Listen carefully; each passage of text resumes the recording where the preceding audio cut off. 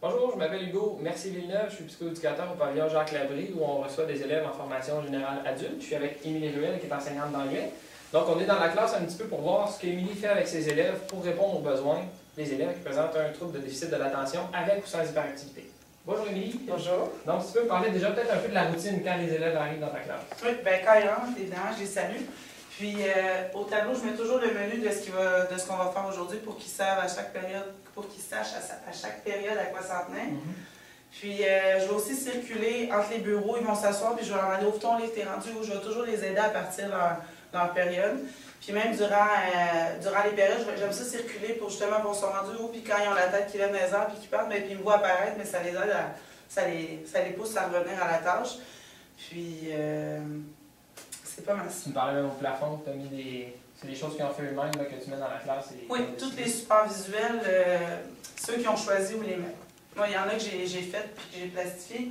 Puis ceux qui m'ont dit « Ah, ça serait cool si on les mettrait là », ils les ont rassemblés. Puis ceux qui ont décidé où ils les mettaient. Donc, c'est comme si la classe avait été faite en fonction d'eux, ceux qui ont choisi où tout mettre. Les règles sont toujours affichées. Puis tous les projets qu'on a faits, j'ai essayé de les afficher un peu partout pour justement qu'ils se sentent un peu chez eux, c'est chaleureux, ils se sentent bien. Puis, il y a aussi des supports ici, c'est plus comme une récompense immédiate, mais qui est à titre de support aussi. Là. Quand ils ont terminé un petit test, un pré-test ou un quiz, peu importe, tout de suite, je leur donne une étoile avec leur nom. Au départ, ils trouvent ça un petit peu bébé, puis finalement, ils ont tout le temps d'avoir leur étoile au plafond. Ouais.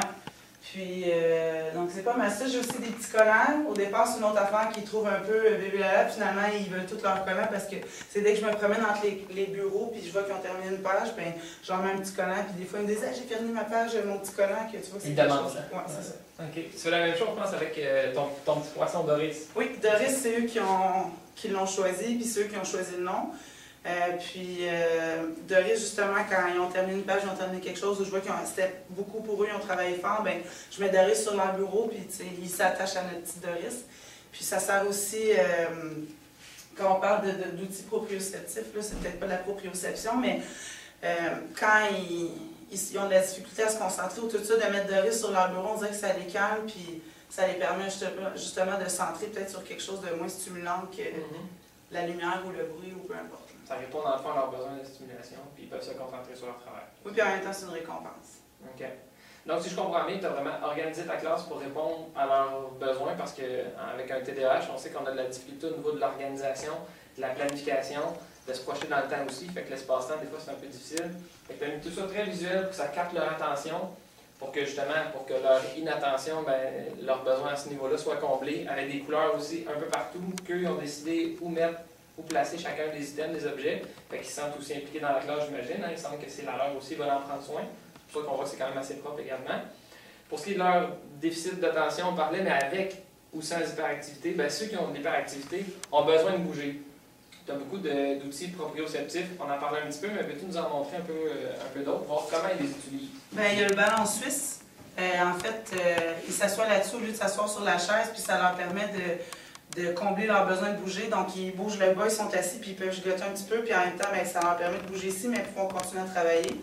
Puis souvent, on va commencer avec le dynadisque, qui est comme un disque qui est mou.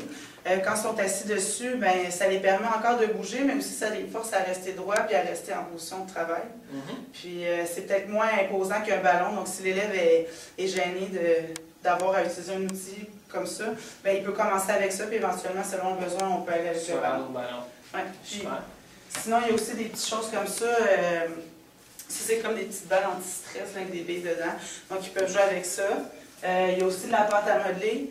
Donc, tu sais, quand un élève est stressé ou il a besoin de bouger, souvent il va taper son crayon. Mais ça lui permet d'évacuer son stress, mais sur quelque chose qui est moins bruyant et qui est plus adéquat. Il y a aussi les oreillettes comme ça. Ça coupe complètement le son, donc il n'y a plus de stimuli au niveau de l'ouïe. Quand il va être en travail individuel, j'imagine, ou que justement il se rend compte que ça dérange un petit peu trop tôt. Oui, ils peuvent mettre ça tout comme les bouchons. Donc ça, c'est des trucs qui peuvent les aider à se concentrer. Puis il y a aussi le lézard, le fameux lézard, donc c'est une forme de méditation qu'on peut mettre sur les épaules ou sur les cuisses. Donc ça l'appuie sur leur épaule, ça les calme, ça fait du bien. C'est apaisant en fait, vu que c'est lourd. Ouais. C'est vraiment pour combler le besoin, ça touche les sens vraiment à dire on se calme et on se recentre à la tâche. Oui. Et maintenant, est-ce que vraiment c'est des choses qui sont intégrées dans la classe ou c'est toi beaucoup qui a besoin de les relancer? Non, souvent, oui, au début, des fois, fois, je leur ai un petit peu suggéré, puis finalement, à la fin, c'est souvent ceux qui vont venir les chercher les trucs, que ce soit Doris, ça ou le ballon. Mais souvent, je le vois aussi, quand ils arrivent en classe, ils ne sont pas toujours capables de dire, d'évaluer comment ils sentent. Puis je le vois qu'il y a un besoin extra. Donc, je vais souvent le suggérer. Je dis, hey, pourquoi on ne mettrait pas Doris sur ton bureau? Hey, ça te tente aujourd'hui le dynadisme?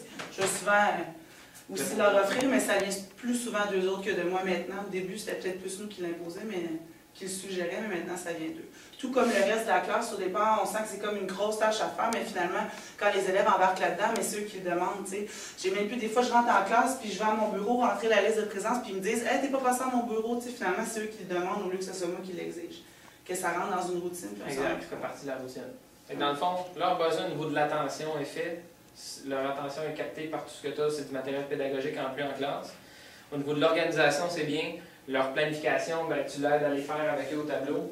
Leur besoin de bouger, leur besoin de stimulation à cause d'une hyperactivité est répondu aussi, que ce soit par les mains, par le bassin d'avoir besoin de bouger, même d'être apaisé quand on a trop besoin, on se sent trop peut-être un petit peu soit anxieux ou un peu excité, qu'on a besoin de, justement d'être raccroché à quelque chose, pour s'assurer que chacun puisse travailler à sa place et être justement prêt au travail, avoir une disponibilité. Bravo Émilie, je pense que c'est bien. C'est des choses que tes élèves et que c'est intégré dans la routine et qu'ils l'apprécient. Je pense que tu as atteint ton but. Merci. Bravo.